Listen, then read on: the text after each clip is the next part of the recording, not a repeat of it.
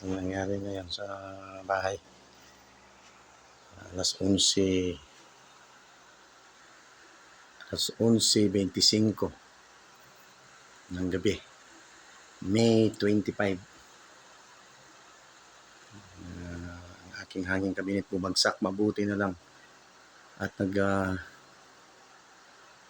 naglagay ako dito ng sulignum. Hindi bumagsak sa akin yung hanging kabinet. Ngayon gabi lang bumagsak. Swerte pa rin. Binigyan pa rin ng extension ng buhay ko. Walang Diyos. Pinapatubayan pa rin ako. Kahit pa paano. Ito nangyari, ito lang dugo ko. Sugat sa paa. Tinahan ng bubog. Muntik na ako madali dito.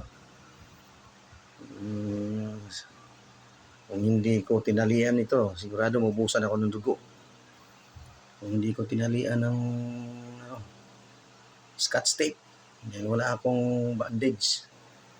At saka isa kong damit na sando. Tinali ko sa paa. Ito.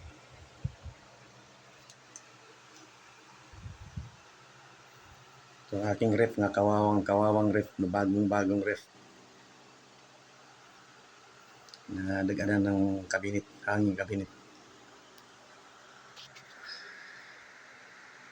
Salamat mo sa Diyos at nakaligtas ako dito.